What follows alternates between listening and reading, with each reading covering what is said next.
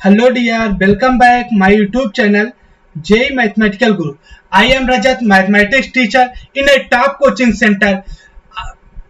मैं आपको 11, 12th और IIT JEE के सभी कंटेंट प्रोवाइड कर जो हमारा वीडियो का कंटेंट है, इंडिया के जो टॉप कोचिंग है उनके कंटेंट के लेवल में हर एक चैप्टर के एंड में जितना भी कोई कोचिंग में पढ़ाया जाता है वो पढ़ाता है। उसके बाद हर एक चैप्टर के अगर एंड में आप देखेंगे जेईई मेंस और एडवांस में जो भी क्वेश्चन आए रहते हैं हम हर एक चैप्टर के एंड में आपको सॉल्व कराते हैं। ओके, आज हम इस सबसे हट के एक नए टॉपिक के साथ आए हैं। कोई भी चैप्टर आज हम नहीं पढ़ाने वाले।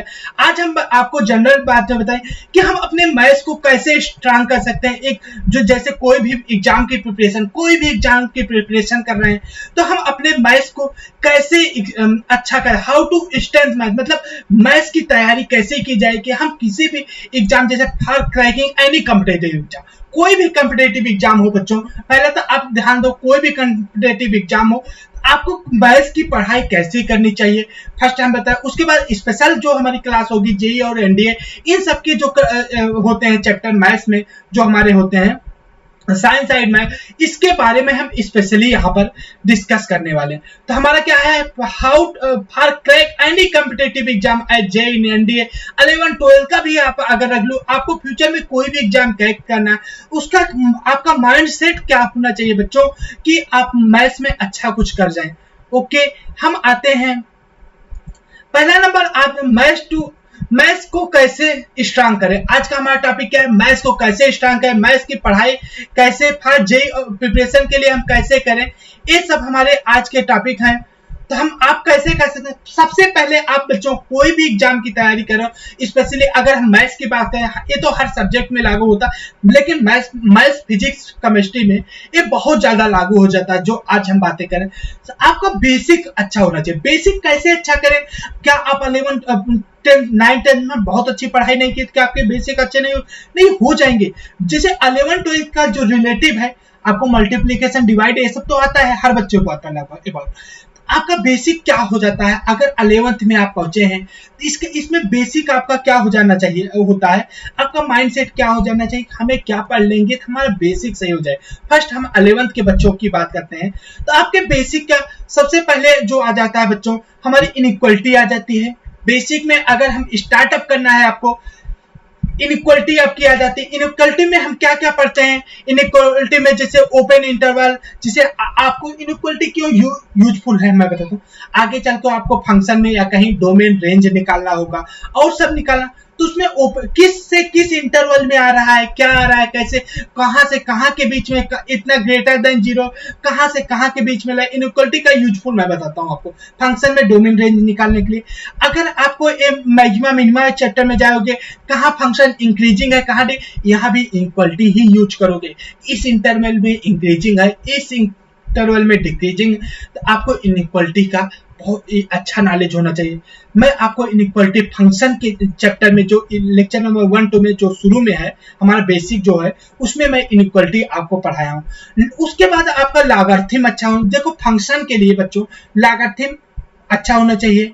लॉगरिथम आपको पढ़ना चाहिए। लॉगरिथम हो गया बच्चों। लॉगरिथम हम आपको बताएगा कि जैसे जो हमारा फंक्शन है, स्पेशली फंक्शन या कोई आप इंटीग्रेशन का log x² 5 है। अब आपको यही नहीं पता चल पा रहा है कि इसमें क्या प्रॉपर्टी लगा, या कुछ प्रॉपर्टी होते हैं जो आपको पता होना चाहिए, उसमें बहुत सारी, मैं प्रॉपर्टी पे नहीं जाऊंगा, ये सब आपको पता होना चाहिए। जैसे सीरीज हो जाना चाहिए पता, क्योंकि आप कई क्वेश्चन में आप लगाओगे तो वहां सीरीज का यूजफुल हो जाता है। क्वाड्रेटिक इक्वेशन आपको पता, ये हमारे बेसिक में आ जाते हैं। ट्रिगो का नॉलेज होना चाहिए आपको, और डिफरेंशिएशन। मैं डिफरेंशिएशन बहुत आगे आपको नहीं पढ़ाया जाता 11th में, 11th में शायद नहीं है, 12th, लेकिन मैं रिक्वेस्ट करता हूं आप बच्चों मिनिमम 1 लेक्चर जो मैं पढ़ाया हूं डिफरेंशिएशन, आप कहीं से भी पढ़ सकते हो, ऐसा कुछ नहीं है। जहां भी पढ़ो एक लेक्चर किसी भी ऑनलाइन प्लेटफॉर्म पे जाके मिनिमम 1 लेक्चर 2 लेक्चर आप देख लो, जिससे आपको मैं बता दूं लिमिट पढ़ना है या आपको कहीं कहीं पे आपको फंक्शन में 1-2 जगह यूजफुल हो जाता है, जैसे इनवर्स ट्रिग्नोमेट्री फंक्शन इनवर्स निकालना है, कहीं कहीं पे आपको देखोगे तो बहुत यूजफुल हो जाता है। तो वहाँ आपको क्या क्या आना चाहिए, इसके लिए इनइक्वालिटी अच्छा हो कर लो, लॉग कर लो, सीरीज कर लो, क्वाड्रेटिक, ट्रिगो और डिफरेंशिएशन।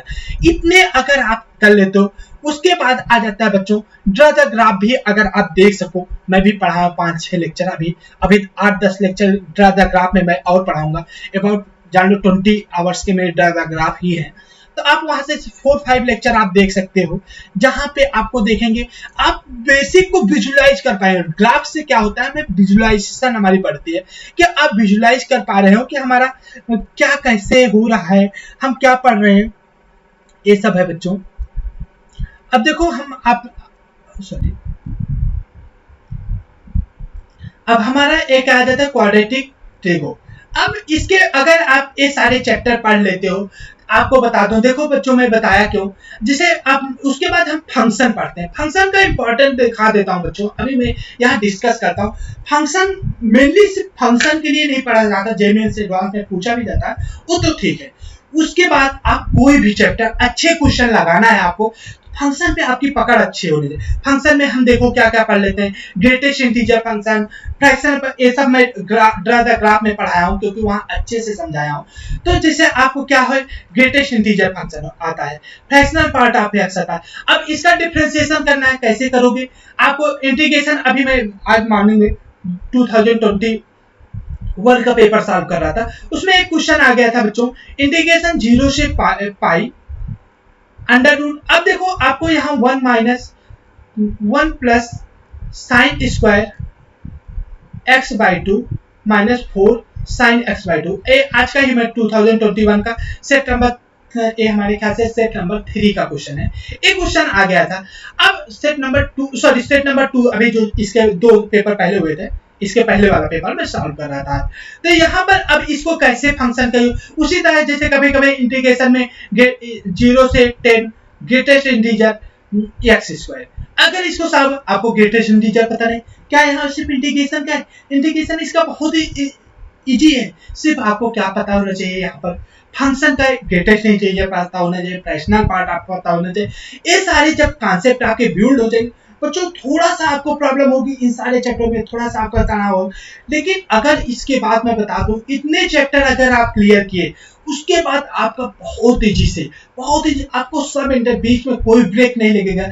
आप देखो बड़ी कोचिंगों में भी जाते होंगे या कोई कोचिंग में जैसे ज्वाइन किया, वहां सबसे पहले लॉग इनइक्वालिटी पढ़ाया जाएगा, लॉग पढ़ाया जाएगा, ट्रिगो पढ़ाया जाएगा, क्वाड्रेटिक, इन सब चैप्टरों का आपको अच्छे से नॉलेज दिया जाता है। उसके बाद अगर अब मैं जनरल बात करता हूँ, देखो आपको प्रोबेबिलिटी पढ़ना, प्रोबेबिलिटी तभी आपको आएगी जब परम्यूटेशन एंड कॉम्बिनेशन दोनों आपको आता रहे, तभी आप प्रोबेबिलिटी पढ़ सकते हो। मैं बता रहा हूँ कि कैसे क्या पढ़ा जाता है, इतना आपका बेसिक था जो कि हर चाहे 11th का बच्चा हो चाहे 12, ये हमेशा याद रखना चाहिए। अगर कोई भी एग्जाम आप एनडीए का एग्जाम दे रहे हो या उसका, आपको बेसिक इनसे कई क्वेश्चन इससे पूछे जाते हैं। आप जेई की स्पेशली बात करो तो कई क्वेश्चन इससे भी पूछे जाते हैं, प्लस हर चैप्टर अगर इन सब की बात करूं तो अबाउट मैं बताऊं 50-60% में इसका यूज चैप्टर में यूज होना ही होना है। अगर अच्छे क्वेश्चन कर लो तो इसका यूजफुल आ जाता है। उसके बाद अगर आपको हमें प्रोबेबिलिटी पढ़ना, उसके पहले क्या पढ़ना पड़ेगा, परम्यूटेशन एंड कॉम्बिनेशन पढ़ना पड़ेगा। जब तक परम्यूटेशन एंड कॉम्बिनेशन आपको नहीं आता बच्चों, तब तक आप प्रोबेबिलिटी के क्वेश्चन नहीं कर पाओगे अच्छे से, इसलिए पहले परम्यूटेशन एंड कॉम्बिनेशन। जैसे आपको कोनिक पढ़ना है, कोनिक से पहले आपको स्ट्रेट लाइन आनी चाहिए, तभी कोनिक पढ़ाया। जब कोनिक तभी पढ़ाते हैं बच्चों आपको जब स्ट्रेट लाइन आपकी अच्छी पकड़ हो। उसके बाद हम आ जाते हैं, आपको देखो कॉम्प्लेक्स नंबर ये कभी भी पढ़ सकते हो आप, डिटरमिनेंट मैट्रिक्स ये आपस में रिलेटेड नहीं, ये सिंगल चैप्टर है, इसको आगे पीछे कभी भी पढ़ सकते हो। लेकिन जैसे मैं ये रिलेट करने को बताया तो आपको परम्यूटेशन कॉम्बिनेशन आएगा तभी प्रोबेबिलिटी आ सकती है। उसी तरह को स्ट्रेट लाइन आएगा तभी कोनिक, पैराबोला, इलिप्स, हाइपरबोला, देखो ये तभी पढ़ पाओगे जब आपको बढ़िया से अच्छी वाली स्ट्रेट लाइन आती है। पेयर ऑफ स्ट्रेट लाइन क्या होती है, कैसे होती है, जो भी स्ट्रेट लाइन है उसकी इमेज कैसे निकाले, हर कुछ आपको अच्छे से पता होना चाहिए। नेक्स्ट हमारा आ जाता है बच्चों, अगर हम कैलकुलस में बात करें, अगर आपको कैलकुलस पढ़ना है तो आपको क्या आना चाहिए, पहले लिमिट पढ़ेंगे। लिमिट पढ़ते हैं हम लिमिट पढ़ते हैं।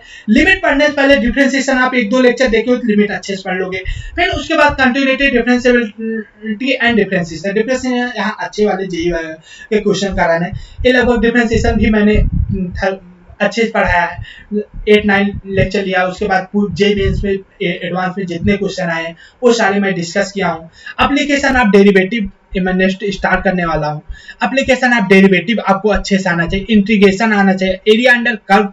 देखो ये सब इस स्टेप बाय स्टेप, इसके पढ़ने के बाद एप्लीकेशन ऑफ डेरिवेटिव आप पढ़ सकते हो, उसके बाद इंटीग्रेशन आप पढ़ सकते हो, इसके बाद इंटीग्रेशन पढ़ सकते हो। लेकिन इंटीग्रेशन से पहले अगर एरिया अंडर कर्व पढ़ना चाहो तो नहीं हो पाएगा, इस सब रिलेटेड होते हैं। जैसे वेक्टर 3D आपको पढ़ना है, वेक्टर 3D पढ़ने के लिए पहले आपको वेक्टर अच्छे से आना चाहिए, तभी 3D आप फील कर पाओगे। 3D तभी फील कर पाओगे जब वेक्टर आता रहेगा।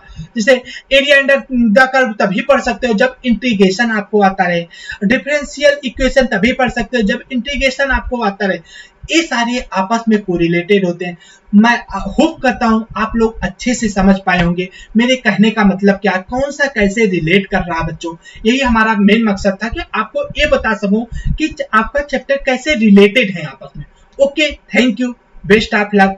प्लीज आप लोग अच्छे से तैयारी करें, आप अपना गोल अच्छे से गोल पाए सभी लोग। बेस्ट ऑफ लक बच्चों।